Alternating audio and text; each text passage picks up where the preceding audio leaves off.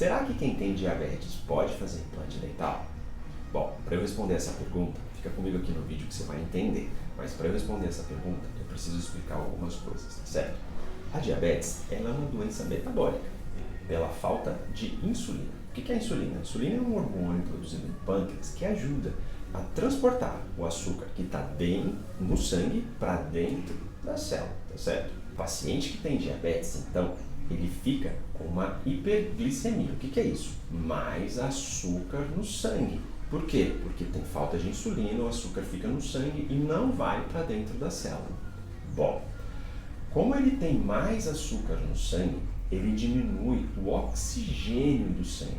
Ocorre então uma hipóxia sanguínea, tá certo? E o que isso tem a ver, Arnaldo, com o implante? Olha só, como tem menos oxigênio, você prejudica o processo de cicatrização e aumenta também o processo de inflamação, porque diminui as células de defesa do organismo. Então, o paciente que tem um corte, tem uma ferida, demora mais para cicatrizar. Bom, quando nós fazemos o implante dental, nós precisamos da cicatrização e também precisamos da inflamação.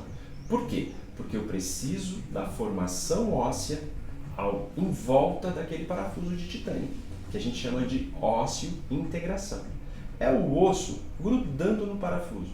Mas para que aconteça a formação óssea, eu preciso de formação de vasos sanguíneos, que a gente chama de angiogênese. E como diminui o oxigênio do sangue, essa formação de vasos sanguíneos, a angiogênese, fica prejudicada. E a inflamação fica mais acentuada. O processo inflamatório diminui as células de defesa, ou seja, a probabilidade de infecção nesse local é muito grande. Bom, o processo de ósseo-integração hoje, ele varia muito. Quando se utiliza um implante de uma marca conceituada, um implante ativo, tá certo? Ele atrai as células para ele, aumentando o processo de cicatrização, deixando mais rápido, tá certo? Vamos colocar aí por volta de 30 dias, hoje grandes empresas, grandes implantes já oferecem a ósseo-integração. Porém, são 30 dias. A cicatrização de tecido ósseo ela é mais demorada do que a cicatrização de pele. A pele cicatriza antes do osso. Ou seja, quando eu coloco o implante e esse paciente é um diabético não controlado, ocorre uma cicatrização tecidual mais rápida do que a óssea. E esse paciente, então, acontece uma formação de tecido fibroso em volta desse implante.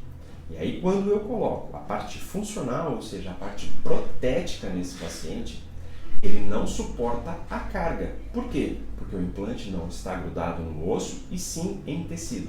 Ele está fibrosado. E o paciente vem a perder essa cirurgia e o implante tem que ser removido e planejar uma nova cirurgia. Então, a resposta à pergunta: pacientes diabéticos podem fazer implantes? Sim, desde que esse paciente esteja controlado. Bons profissionais, especialistas em implantes, eles vão fazer o quê? Fazer com que esse paciente tenha um tratamento interdisciplinar, principalmente com um nutrólogo, um nutricionista, também um médico, tá? Um endócrino, para poder controlar essa diabetes. Um paciente diabético controlado, normal, cirurgia eletiva, ele pode fazer qualquer tipo de cirurgia, não tem problema nenhum. O problema é pacientes descontrolados, tá certo? Então, sempre que chega um paciente para mim e ele me relata que ele tem diabetes, nós pedimos alguns exames para ver como que está essa diabetes dele. Se estiver descontrolada, nós encaminhamos para outros profissionais, vamos controlar essa diabetes, depois fazemos a cirurgia de implante para a colocação de uma prótese dental. Tudo isso é muito importante, porque com a prótese, esse paciente vai ter uma vida mais saudável, porque ele vai poder mastigar melhor e ter uma vida mais saudável, tá certo? Se você tem alguma dúvida sobre esse processo de diabetes e implante, deixa aqui nos comentários. Conhece alguém, pai, mãe que precisa? Deixa nos comentários, terei o maior prazer de responder. Grande abraço!